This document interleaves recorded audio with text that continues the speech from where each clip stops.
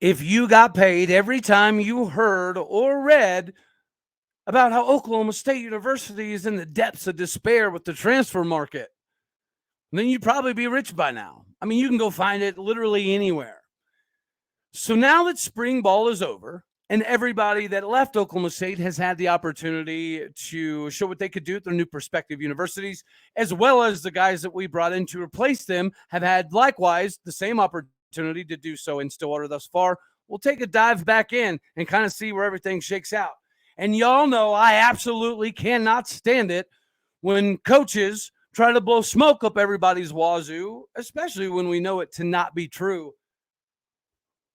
Well, I also don't like it when players attempt to do the same thing. And I'm also old school, and I believe in good old-fashioned bulletin board material, and we now have some from an unlikely candidate. But nonetheless, I hope our linebackers hear it. I hope they see it, and I hope they use it, because to me, it adds a little bit of gas to what already is an on-fire spring.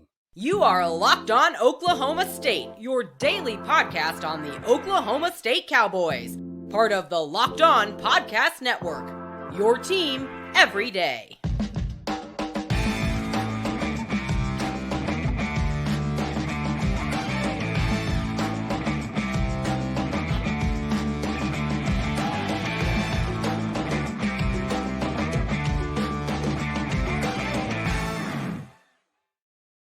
Howdy, y'all, and hello, all. Welcome back to Locked On Oklahoma State, your daily stop for all things cowboy and cowgirl related. My name is Cody Stovall. I want to thank you for stopping by to make this your first listen here on Locked On Oklahoma State. We are available on all of your podcasting platforms as well as YouTube. You can find me personally on Twitter at AllDayOState.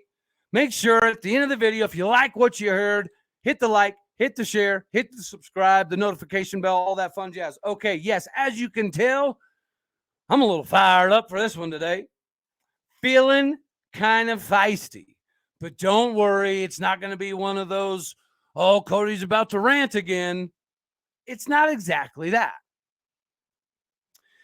When you look at the transfer class, and as already alluded to, we've all heard it 1,000 times, whether it be from newspaper articles or it be from scouting services or it be from other fan bases or quote unquote expert punditry within the industry.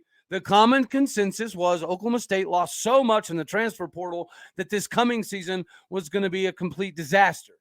We knew we had some things that we needed to correct this offseason, right? I'm very happy to be part of, the knowledge that we're fixing these things, and that knowledge is because these things even got out. And that's the whole idea. Get enough information out to hold everybody accountable, even if it's within the locker room. Well, that appears to have happened, at least thus far into the spring. The buy-in has been amazing. We've heard time and time again from the players themselves that this is a different Gundy. This is a new Gundy. And this is all we've ever really wanted, right? And I hate it when we try to throw shade at players in directions it doesn't need to go. Like, for instance, the Spencer Sanders saga. Could he come out and explain everything that happened? He absolutely could. Will he when he's done with college football? Probably. But it doesn't behoove him to do so at this very moment. It doesn't. And yes, you did watch him put up over 300 yards and 3 TDs passing. In the Ole Miss spring game, had another touchdown rushing with the potential of a second rushing touchdown. He also threw a pick, right? So he had to throw the old school Spencer Sanders in there. But yeah, I did watch it. Yes, he did look amazing. Yes, I am happy for him. Yes, I do think in the right system, Spencer Sanders can do the things that we always hoped he could do at Stillwater, Oklahoma. Okay, that's fine. That system is not what we're running right now. So the system we're running at this very moment would not have suited Spencer Sanders anyways. Again, could he throw shots across the bow with how things were handled? Yes, he could. Has he? No. Will he? Who knows? But he hasn't.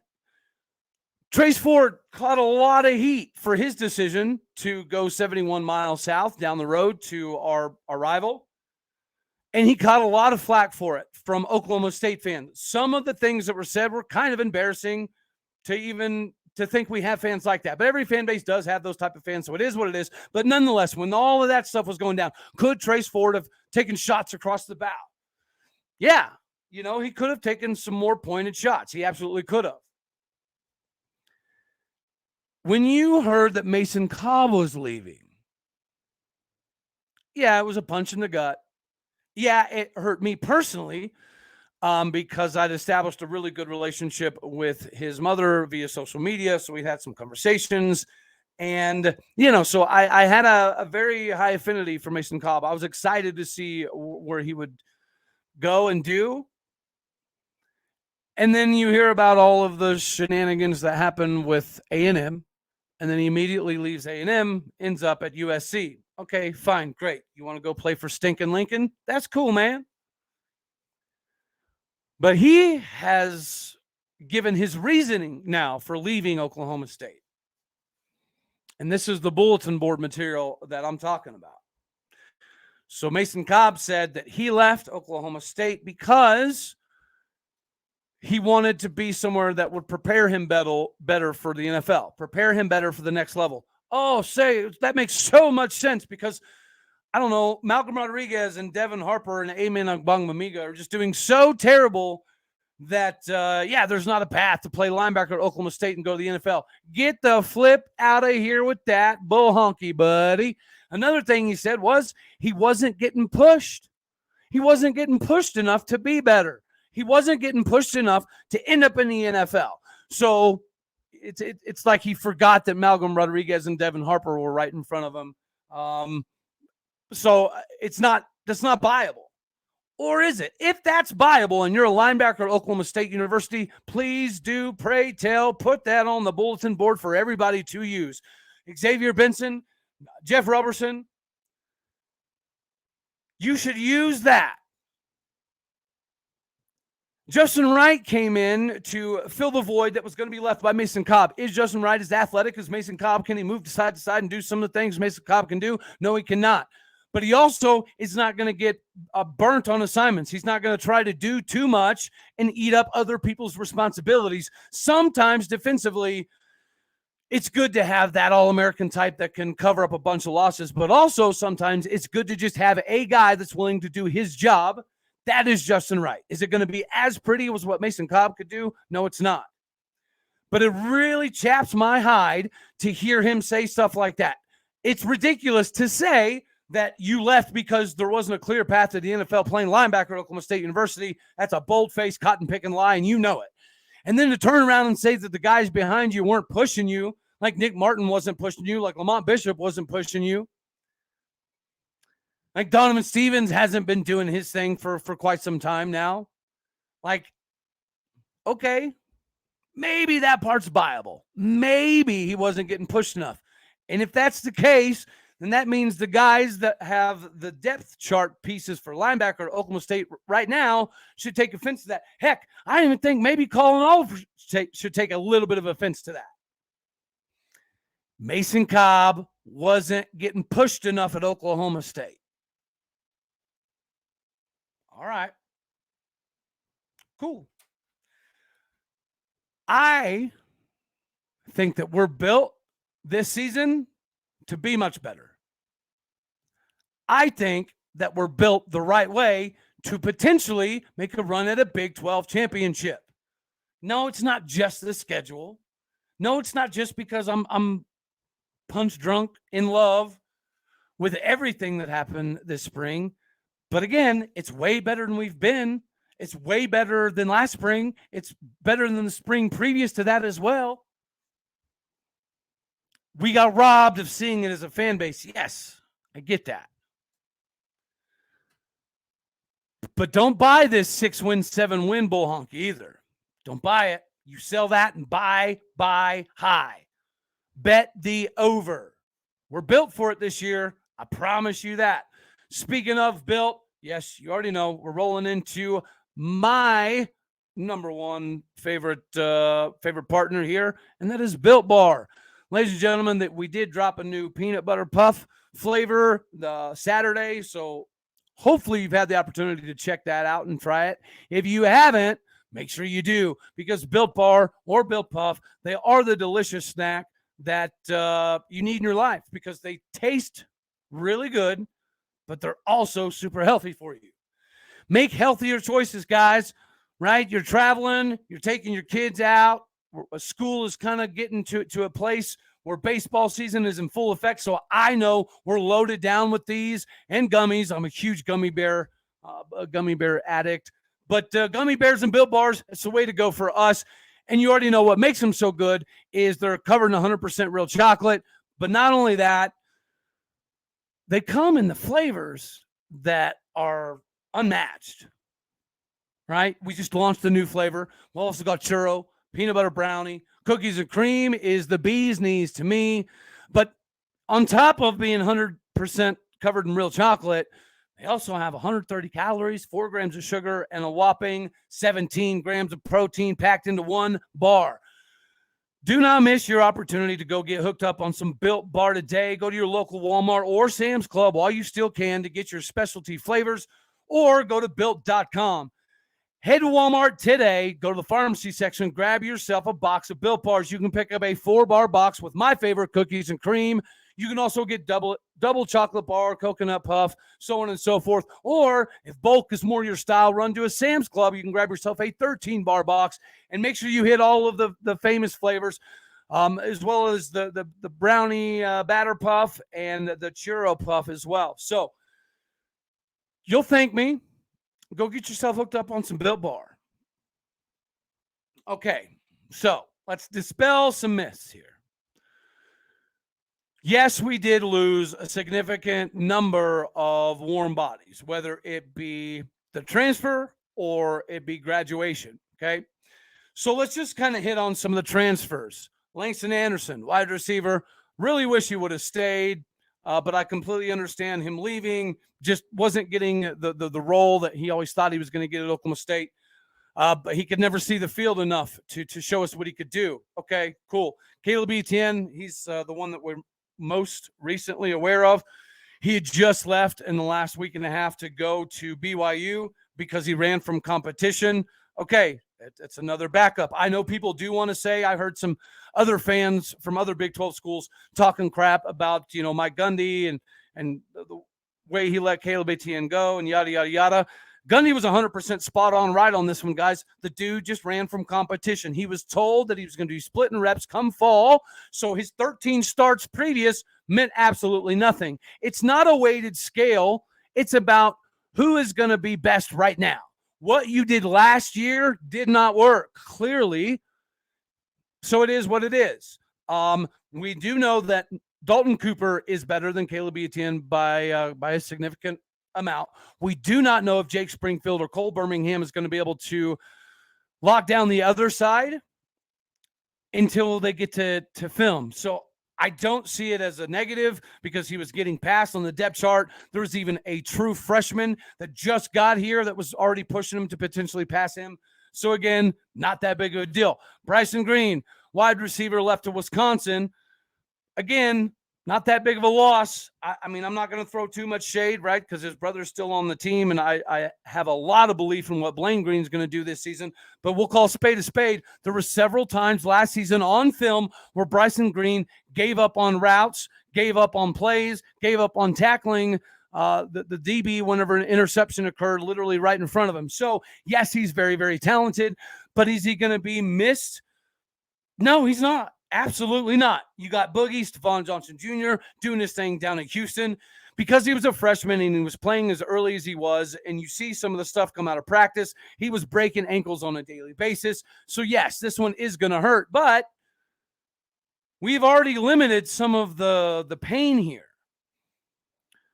What we have got thus far at wide receiver has actually been net positive. Dejon Stribling is better than advertised. Leon Johnson III is an absolute monster of an individual that is going to be unstoppable. He shined really, really bright whenever we got to the second half of spring. Obviously, he kind of tailed down, but you cannot replicate that size when you're 6'5", 230 pounds. You're pretty much a pseudo tight end, right? Even if you're 6'4", 220, 230. You're still pseudo what used to be a Cowboy back. So losing Boogie, not cool. Losing Bryson Green, not a big deal. Losing Langston Anderson, it sucks, but in the grand scheme of things, not a big deal. Losing Caleb Etienne, it's going to hurt quite a bit from a depth perspective. But at the end of the day, we know what we have in Dalton Cooper is going to be better than what we had in Caleb Etienne. So if Cole Birmingham and or Jake Springfield can solidify the other side of it, either one of those two is going to be equally as good as what we were going to get out of Caleb Etienne, clearly. Yes, we already talked about Spencer Sanders. He lit it up at the Ole Miss spring game. Good for him. I'm excited to see what he can do. I put this out there. I do think that we held Spencer Sanders back a significant amount as far as the play calling and what he could do. So I hope he has a lot of success at Ole Miss. Braylon Presley going to Tulsa. Again, he was a dude that really was wanting to play running back. He fancies himself in the Tyreek Hill type of mold. He didn't like the way that we were using our backfield last year, and he was not wrong. We were not using our backfield properly last year whatsoever. Dominic Richardson is awesome. We love the guy, but he should have been RB3 the entire season. I'm sorry, there's no way you can pop on film at any point in time in the season or the season prior where you can tell me that Jaden Nixon is not better than Dominic Richardson. You cannot go back last year and tell me at any point in time in the season that Ollie Gordon was not better than Dominic Richardson. I think the same could be said about DeAndre Jackson, but due to the NCAA and Texas A&M, we didn't get to see that till the very end of the season. So losing Braylon Presley, a pseudo running back, backup wide receiver, jitterbug type of guy, with Arlen Bruce in the mold, we're not going to miss a beat there. It's a good segue into Dominic Richardson.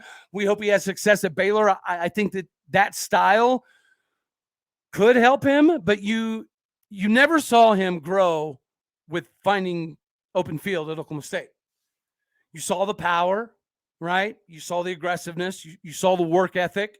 You saw the dedication to the craft, but you never saw his eyes shift to open field. Is that going to change at Baylor? I highly doubt it, but nonetheless, we wish him nothing but the best. But we have definitely won there because, guys, Elijah Collins is significantly better than Dominic Richardson. Jaden Nixon was better than Dom too, and he didn't play enough. It is what it is. But Dominic Richardson, yes, he was the starter, but if anybody says he was the best running back on the roster last season, you are flipping, fracking, hammered, white girl, wasted, drunk. John Paul Richardson is a big loss. I'm not going to sit here and pretend otherwise. But again, you know what we have in DeZon Stribling, the transfer from Washington State. He's been stealing the show. He was my wide receiver MVP. Again, Leon Johnson III stepped up on campus, and our defensive backs didn't know what to do the first couple weeks he was here. He's going to be able to figure it out. And then clearly we know what we have in BP. We know what Talon Chetron can inevitably be. So is it a loss? Yeah, it is. I'm not going to sit and pretend otherwise, just like losing Boogie. Yes, those are losses. Yes, they will kind of hurt, but it's not that big of a glaring issue because of what we have and the production we have at the moment. We're not even mentioning Jaden Bray, guys. Jaden Bray has been on fire, but he almost gets pushed back into the mold because you expect him to be that Des Bryant type. And thus far, as long as he can stay healthy, that appears to be the case. Another offensive lineman that we lost, which was really the only one up until Caleb Etienne, was Eli Russ. Eli Russ decided to go to Troy because he wants to play. I get it. Again, not a major loss, guys. And then you go to the defensive side of the ball. We've already talked about Mason Cobb. Thank you for the bulletin board material, my guy. We knew him leaving was going to suck from an athletic standpoint. But we've changed our defense, and what Justin Wright is able to do is precisely what we need, right? Xavier Benson has stepped up and taken that leadership role, and now I hope that everybody passes the message on that we were not good enough in the linebacker room to keep Mason Cobb. We are not good enough at Oklahoma State University at putting people in the NFL for Mason Cobb. Please use this, because I did not see him throwing shade. And when it's half bull honky, I'm going to call you on it, buddy.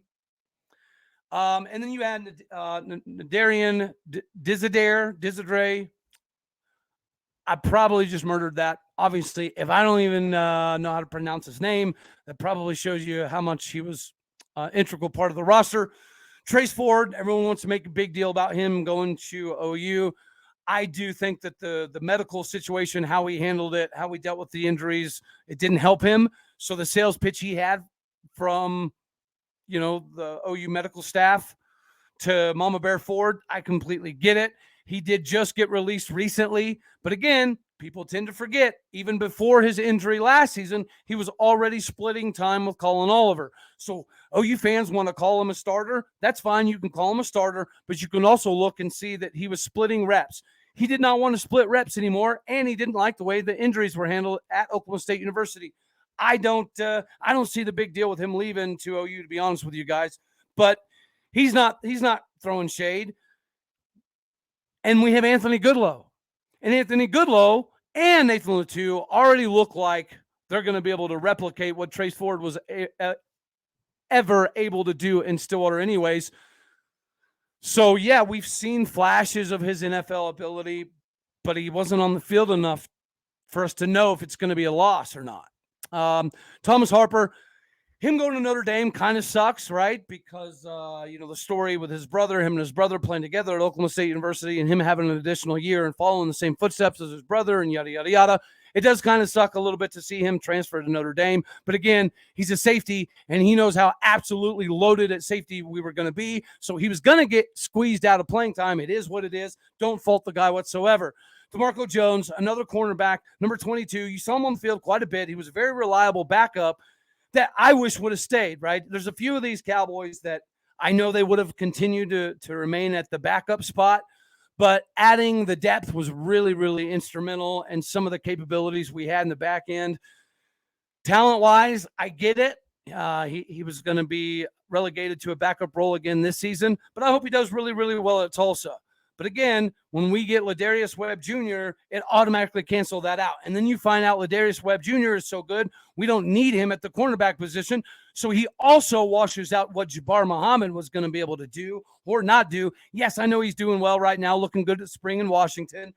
But their defense was like 101st in the country in pass defenses. So they need a Jabbar Muhammad. I'm telling y'all right here, right now, you're not going to be able to notice a difference between Cam Smith, Cam Epps, Ladarius Webb Jr., Corey Black. We are fine at that position. So losing both of those guys, it sucks. It hurts for depth, but people want to continue to act like we lost all this craziness. Sam Tuialamaka went to San Diego State. Again, wants to be a starter somewhere. Kanian Williams, same thing. He was a backup for a long time at Oklahoma State. He was at Oklahoma State for multiple years, and you saw him on special teams quite a bit, but I understand it. Another safety at a position we're stupid loaded at, the dude wants to play. Wish him well at Tulsa.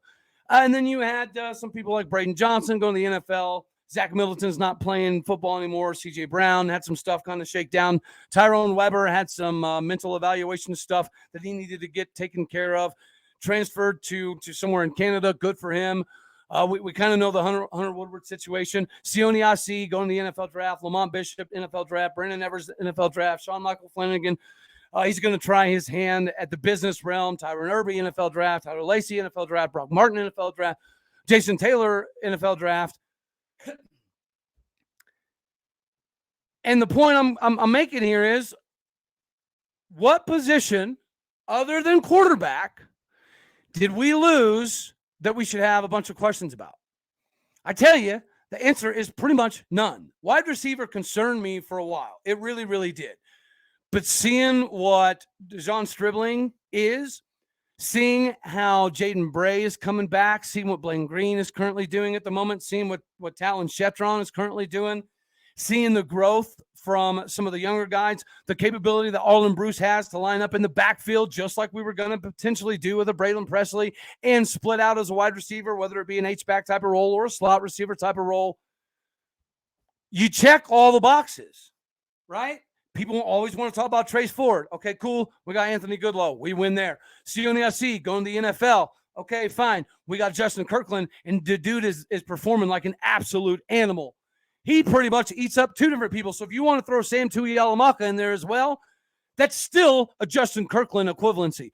We lost two dudes, one in the NFL, one a transfer, that neither of them could beat the guy we got. Justin Kirkland is that good.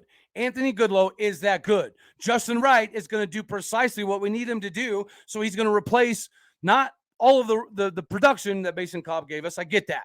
But we don't necessarily need that either, because now we have Colin Oliver playing linebacker and flying all over the field like a madman. I mean, what other position? Safety, we win. Cornerback, we're going to surprise some people. We're winning. Defensive end, we're fine. Defensive tackle, we're more than fine. We potentially got an all Big 12 guy in there as well. Running game, we got significantly better. Way better. We would have been last better, in my personal opinion, if we'd given more carries to either Jaden Nixon or Ollie Gordon or DeAndre Jackson at the end of the season. You got to respect Gundy's affinity for staying loyal. I get it. But at some point in time, you have to check the ego and the friendships at the door. And Gundy doesn't always do that, right? Sometimes Gundy goes with his guy as opposed to who should be the guy. But you tell me in the comment section, Cody, you're wrong. You forgot about X, Y, and Z. What position are we going backwards in from last season? Because I can't find it. It's not on the D-line. It's not on the O-line. Wide receiver room's a wash. Running back room, we got better. The safeties are NFL caliber. Multiple safeties are NFL caliber. Same with the cornerback room. I've been telling people that Mason Cobb and Spencer Sanders are going to be the only two losses that we really, really feel on a significant basis. And I did think wide receiver was going to be a little sketchy there for a minute. But then when I found out we weren't running the same system, I knew we didn't need to have an embarrassment of riches per se wide receiver. But we ended up doing pretty daggone well in that department. So we're still loaded there as well. So quarterback. Yeah. After what Spencer did the other day, clearly he still got it. It is what it is. And now he's in a system that suits him better. Good for him.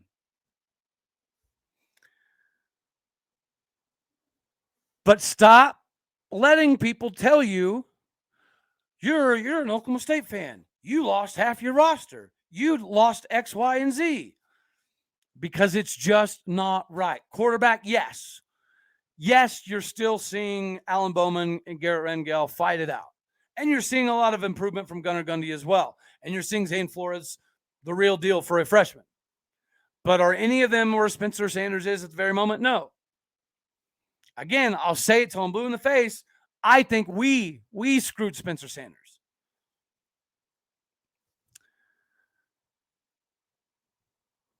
But at the end of the day, other than those two dudes, I'm telling you, we are not missing out. Losing Jason Taylor II, that's hard. Hello, Kano Daniels. Any other safety that you want to talk about? Cool. We have Lyric Rawls. And then you got to factor into the equation now Ladarius Webb Jr. And also you've got the linebackers are going to surprise some people this season. It is what it is. All righty, y'all. That's all we got for this one. Go spread the message. Bet the over. Make the money. But also spread the message. Stop letting people tell you that we lost a bunch of critical pieces. It's not true. It wasn't necessarily true then, and it's absolutely not true right now. All righty, y'all. That's all we got. As always, I love you all. God bless. Go Pokes. Until the next one, thank you for tuning in to make this your first listen here on Locked On Oklahoma State. Later.